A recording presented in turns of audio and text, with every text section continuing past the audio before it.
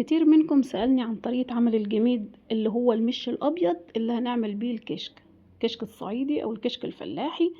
من بداية عمايل الجميد من الأول، لأن دي حاجة مهمة جدا في عمايل الكشك، ولازم يكون موجودة عندي قبل ما أبدأ إن أنا أصلا أفكر هعمل في كشك قد إيه، يعني هعمل كمية الكشك قد إيه. تمام كده، لازم أكون عندي كمية اللي هتكفيني وزيادة كمان، علشان لما أجي أعجن الكشك مش هقدر إن أنا اجمع الكمية اللي انا هحتاجها في الوقت ده، لانه لازم يتعمل قبلها بفترة علشان يتصفى كويس وابدا ان انا استخدمه لعمايل الكشك بتاعتي. تعالوا كده من البداية خالص، هنسمي بالله ونصلي على الحبيب المصطفى. اللهم صل وسلم وزد وبارك عليك يا حبيبي يا رسول الله، على آلك واصحابك اجمعين. عندنا من البداية خالص كمية من الحليب.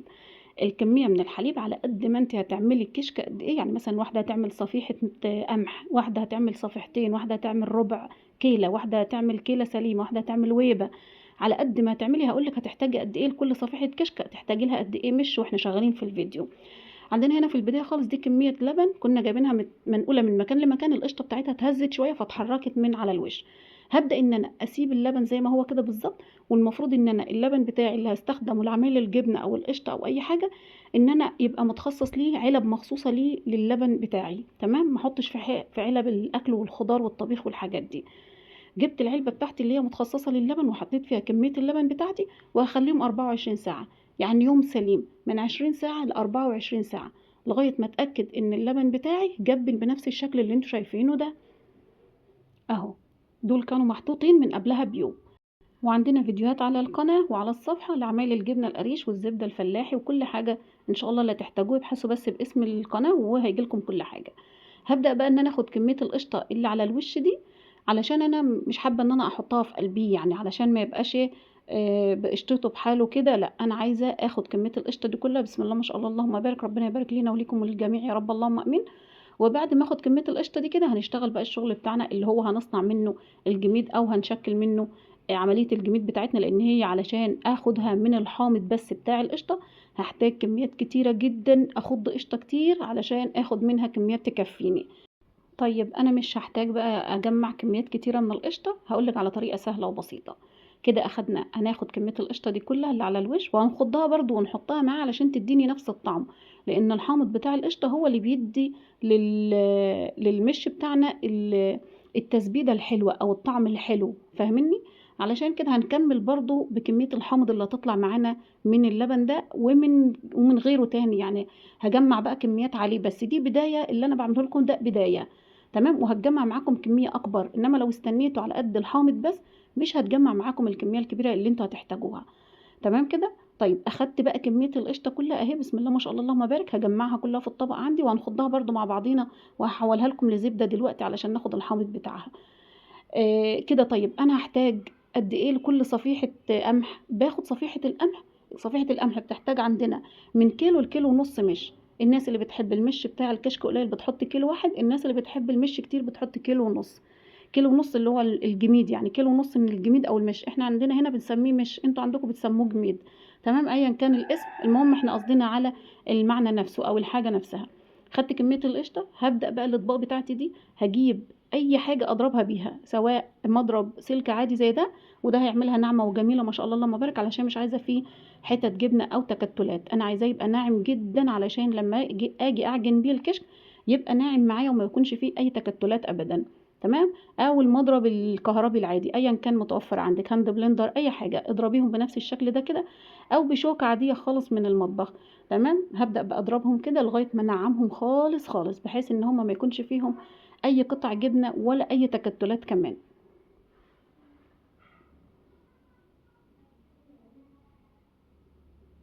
بس كده، بس كده ضربت كده خلاص الدنيا تمام. هبدأ بقى احطهم على بعضيهم علشان احط عليهم الملح. عندي طبعا العلبة بتاعتي مش هتاخد الكمية كلها، في المرحلة دي انا حابة الجميد بتاعي يكون ملحه زيادة جدا، يعني يكون حادق قوي، يكون ملحه كتير عن الطبيعي، فاهمني؟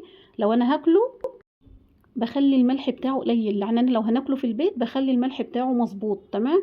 انما لو انا مش هناكل منه هنعمله للكشك بزود الملح بتاعه قوي، لان هو انا هلم على فترات، يعني هجمع على فترات، فلو انا حاطه ملح قليل هيبدا تيجي فيه دوده او سوسه او حاجه زي كده. تمام.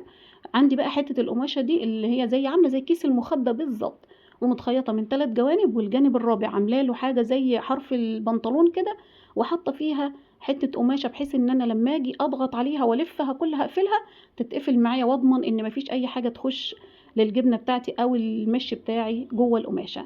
تمام. حطيت ده ونزلت دول ودول مع بعضيهم، وهبدا ازود ملح، وكل ما احط كميه من الجميد من الحامض عندي هزود معاه ملح بزياده، هتشوفوا دلوقتي. هبدأ بقى اربط القماشة بتاعتي دي واعلقها في مكان ما يكونش عليه بقى دبان، ما يكونش عليه تراب، ما يكونش عليه اي حاجة مش حلوة. فهمتوني؟ يا اما اعلقها في مكان ويكون عليها حتة قماشة من بره علشان اضمن ان ما يجيلهاش اي دبانة ولا اي حاجة عليها. تمام كده. علقتها هنا في المطبخ. طبعا انا هنقلها علشان هي هتاخد حوالي 5 ايام لغاية ما تتصفى كتير. تمام. طيب جيت هنا بقى لكمية القشطة اللي عندي، أي نوع يعني أي كمية قشطة عندك خضيها، واللي يتبقى منها هتحطيها على القماشة تاني اللي هي بتاعة الجميد دي علشان تديه بقى الطعم. كده احنا عملنا الجبنة القريش اللي هي المفروض الزبادي اللي كنا هنحطه في الحصيرة، عملناه لجميد علشان يكتر لنا الكمية، بس احنا عايزين برضو الطعم الأساسي اللي هو طعم الحامض اللي موجود في المش، هنعمله بقى بالطريقة دي. هي المفروض ان احنا نعمله بالطريقة دي، اللي هو الجميد الأصلي او المش الأصلي بيتعمل بالطريقة دي. يعني بجيب قشطة اللبن، ببدأ اخدها الكمية اللي بتطرح منها اللي هو الحامض اللي بيطرح من القشطة، ببدأ احط فيه ملح واحطه في القماشة، بس علشان اجمع كميه كبيره. يعني انا مثلا لو عملت كيلة قمح، اللهم صل وسلم على سيدنا محمد، ربنا يرزقنا من واسع فضله. كميه الكيلة بتاعه القمح دي 6 صفايح، يعني الصفيحه منهم هتاخد كيلو ونص، يعني هنخش في حوالي 10 كيلو مش. ال10 كيلو مش دول عايزين حوالي 30 كيلو حامض علشان يعملوا لي 5 كيلو مش بس.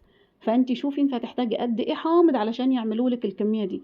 علشان كده انا بقول لك هنسرع بالعمليه على طول ونجدع ونعمل كميه كبيره. يبقى هنحط كل كام مرة كده نحط طبق من الجبنة أو علبة من بتاعة الجبنة دي علشان نكبر الكمية بتاعتنا اللي هي علشان تكفينا. أهم حاجة الملح بتاعها يكون كويس. هنا عملت القشطة بتاعتي، الزبدة حولتها القشطة، هبدأ القشطة حولتها لزبدة، قصدي أسفة. هبدأ اخد كل الزبدة عندي واغسلها بمية ساقعة علشان طريقة غسيل الزبدة عندنا بالمية الساقعة دي بتخليها تبقى ماسكة معاكي شوية، تعرفي تشكليها كويس، وفي الوقت نفسه الحامض اللي فيها بيروح منها، فالجبنة عندي ما بيبقاش فيها ريحة، ما بيبقاش فيها مرارة. تمام. يعني مية الحامض اللي فيها بتتصفى عندي في المية دي وانا بغسلها كده، فما بيكونش فيها مرارة ابدا. يعني لو قعدت عندي الزبدة فترة طويلة مش بتمرر. تمام. اي كمية قشطة عندك بقى هتخديها وتحطيها على القماشة زي ما شفتيني كده بالظبط، وزي ما هتشوفيني دلوقتي وانا بحط. هتجمعي بقى كمية كبيرة. المفروض المش اصلا مواعيده بيتعمل في شهر 7 وشهر 8 علشان بتبقى حرارة عالية قوي، وبيتعمل من القمح الجديد مش القمح القديم. يعني القمح اللي احنا طلعناه في شهر 5 ده، كل سنة وانتم طيبين، هو ده اللي بيتعمل منه الجميد. دي كمية زبدة عندنا كانت من حوالي 15 كيلو لبن شاريينهم مش عندنا من البيت. تمام. طلعوا لنا حوالي 2 كيلو زبدة. ماشي. جيت بقى هنا كمية الحامض دي كمان اللي خرجت من الزبدة دي، وحطيت لها ملح تاني، وحطيتها على برضو القماشة علشان تديني طعم بقى الحامض الأصلي. تمام. أو طعم المش الأصلي، بس بزود ملح بزيادة.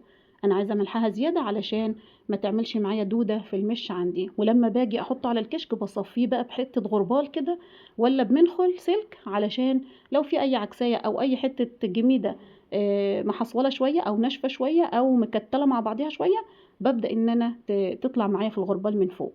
ودي كانت الكميه عندنا. يلا ادعموا الفيديو بلايك عندك حلو، وان شاء الله تشوفي فيديو الكشك مع بعضينا باذن الله على القناه.